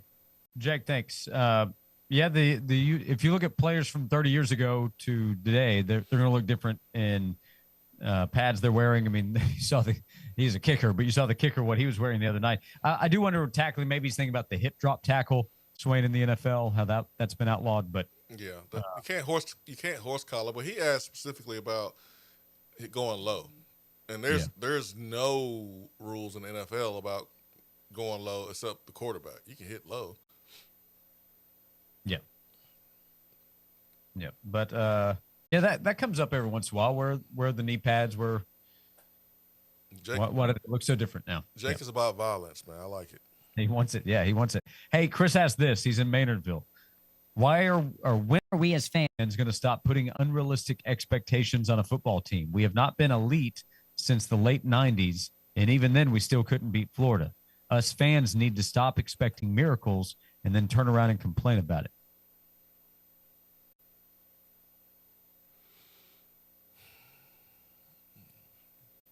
Tennessee baseball wasn't good until they were. They never won a national championship until they did. Well, what happened? You had the right coach, recruited the right players, had the right assistant coaches, developed, created the right culture, and look where Tennessee baseball is now. So just because you haven't done something in the 90s doesn't mean that you shouldn't continue to try to do it and have that standard. part of the reason why is because you haven't hired well. You've had instability with your ads. So, I mean, what's unrealistic? To look like a playoff team? I mean, it's unrealistic to expect to win a national championship every year. But I don't think it's unrealistic for a group of programs to be in the hunt now that the college football playoff is at 12 teams. I think Tennessee should be one of those programs that should expect to be in the hunt and not be eliminated at the end of October. I think that's pretty fair request. I think that's not too much to ask. Yeah, I think overall expectations over the last few years have remained very reasonable. Yeah. I don't think they have been unrealistic at all. So. And again, part of it is the result. The result of losing to Oklahoma is disappointing, but I think a bigger part of it was the way that Tennessee lost. Yeah. Yeah, I don't know why people refuse to see that point. It didn't look good. It hasn't looked good. You watch college football. Now, I don't know how much we've been watching it last week and moving forward, but for the folks that turn on college football and watch multiple games in a Saturday, you know how it's supposed to look. You know how it's supposed to look. And the folks who want it to look better, they are not wrong. They are not wrong. It's one thing to not beat yourselves and lose to a team that's just better than you. It's another thing when you're playing down the competition, you're beating yourself, you're not looking disciplined, guys out of position, and fans are like, wait, there's a talent fee? Wait, we doing this, we got this? Well, where is it?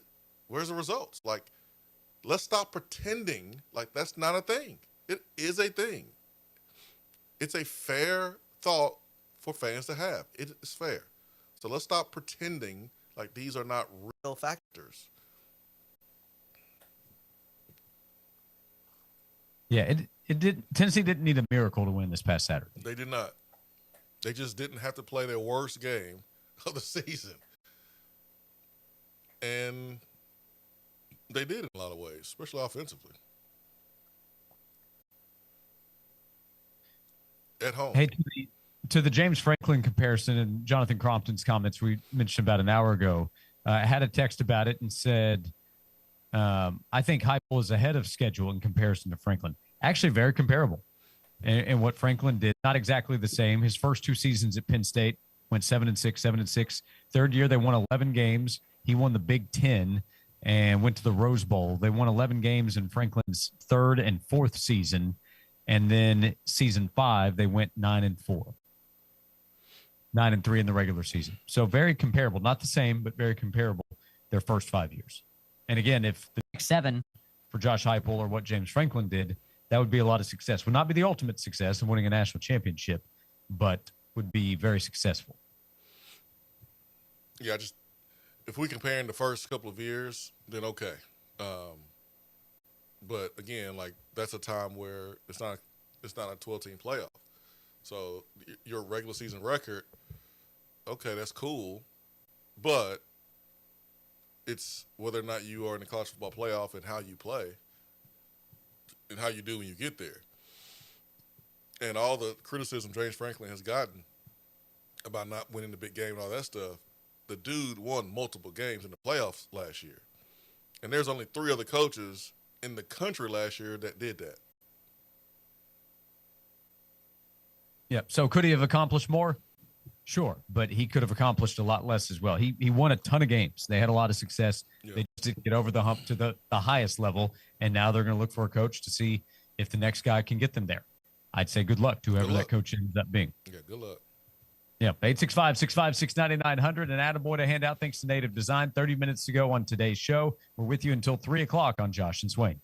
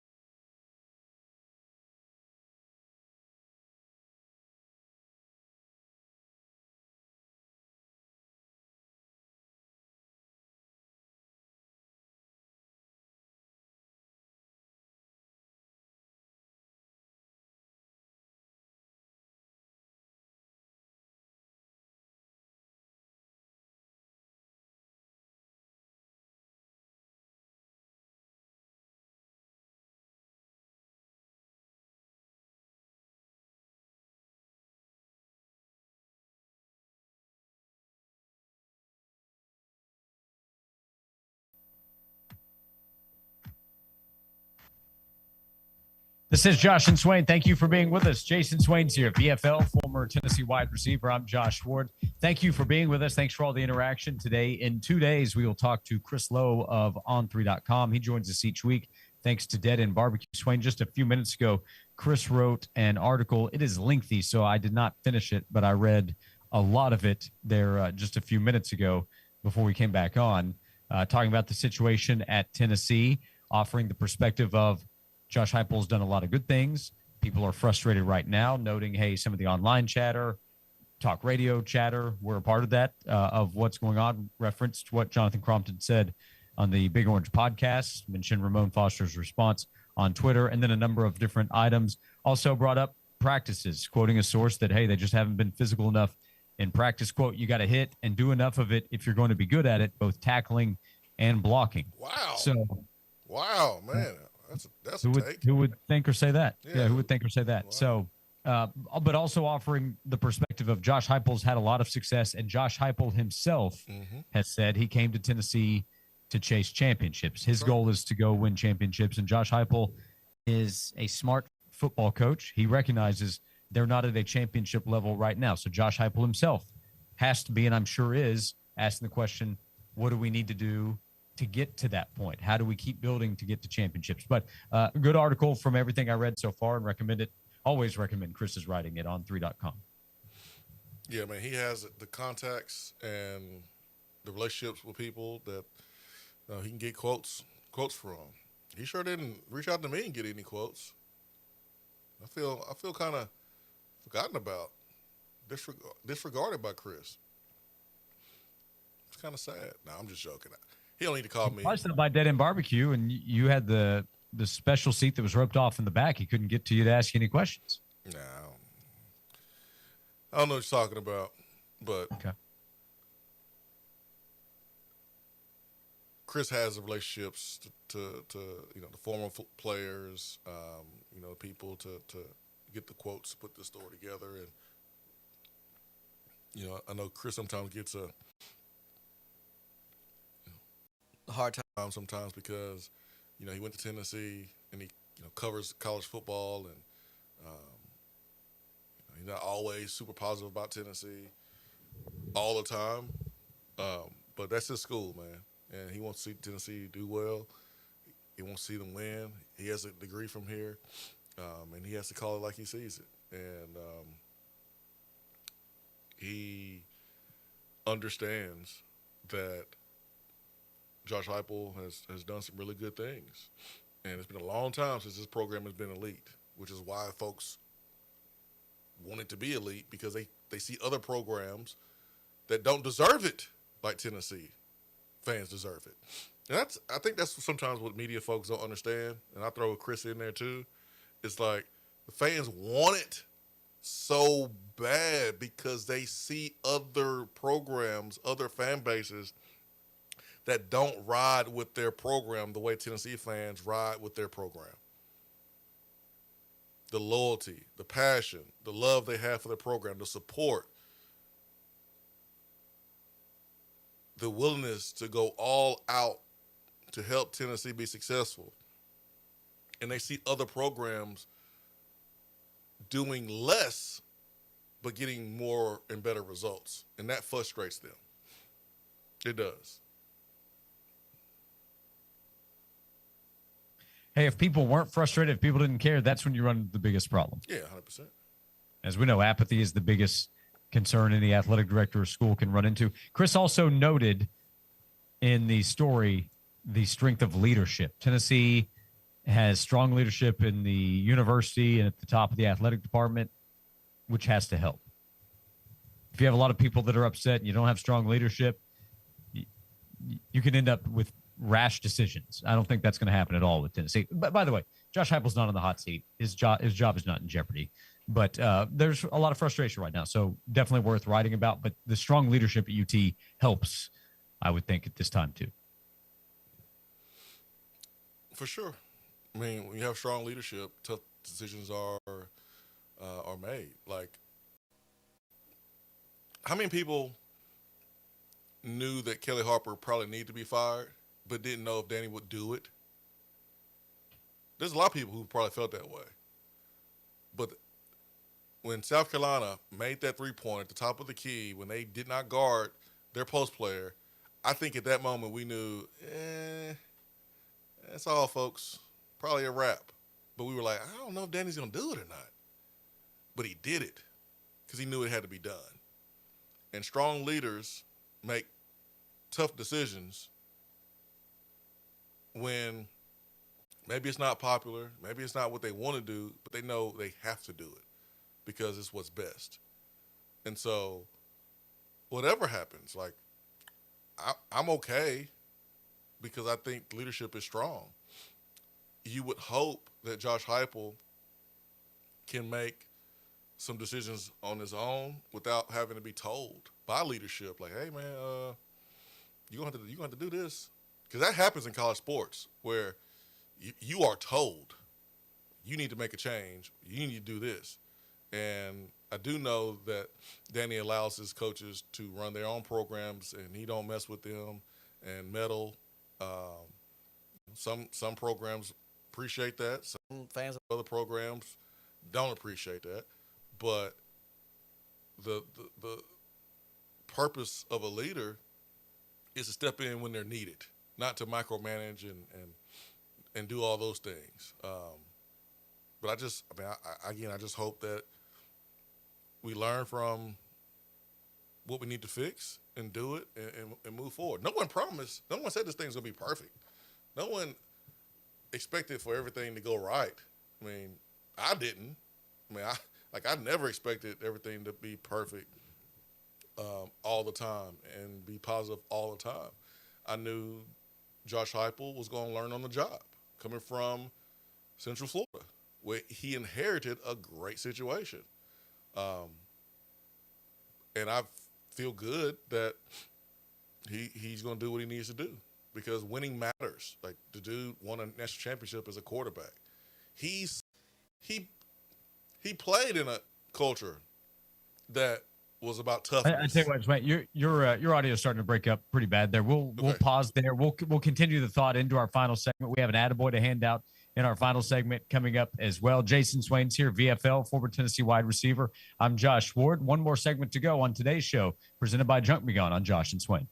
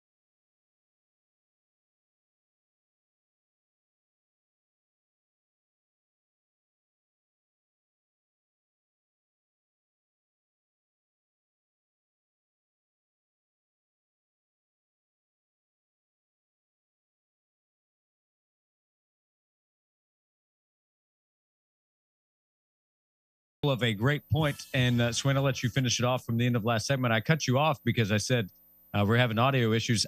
I was having audio issues. So if you want to finish off thoughts from the end of last segment, just kind of the big picture we were talking about with Tennessee football, the program, the conversation around Josh Heupel, and the future of UT football, kind of connected to Chris Lowe's article that he wrote this afternoon at On3.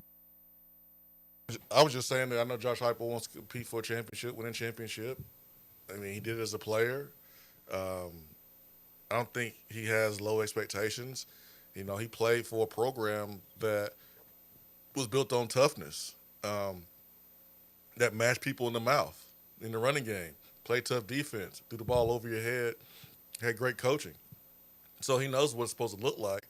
I think sometimes, though, when you become the head coach yourself, you want to do things your way. It's no different than when you become a parent. You like, oh, you know what, there's some things I want to do differently than what my parents did with me. And that's fine, right?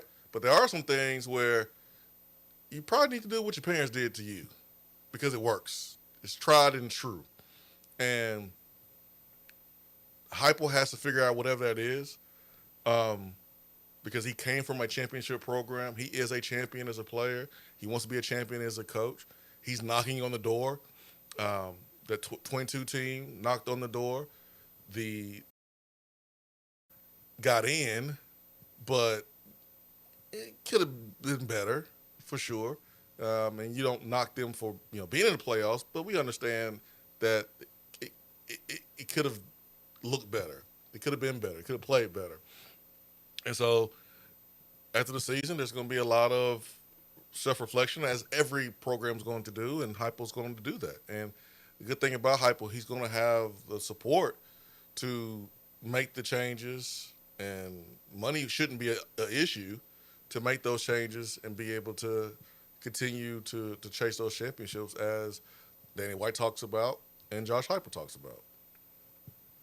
We'll have more conversation tomorrow about what's going on with Tennessee football, what has to happen in the final 3 games of the season. In a week and a half, Tennessee will play against New Mexico State, then play at Florida, and at home against Vanderbilt to close out the regular season. Lady Vols have a big basketball game against NC State this afternoon, so we'll have a lot to talk about tomorrow with Tennessee football to react to as well. Just a couple minutes ago on today's show as we hand out today's Attaboy. I just wanted to come by and congratulate you on the great work you've been doing. I like your style. You remind me of a young me. Failure is not an option. That boy is good. Homes, remind yourself, nobody built like you, design yourself. Attaboy.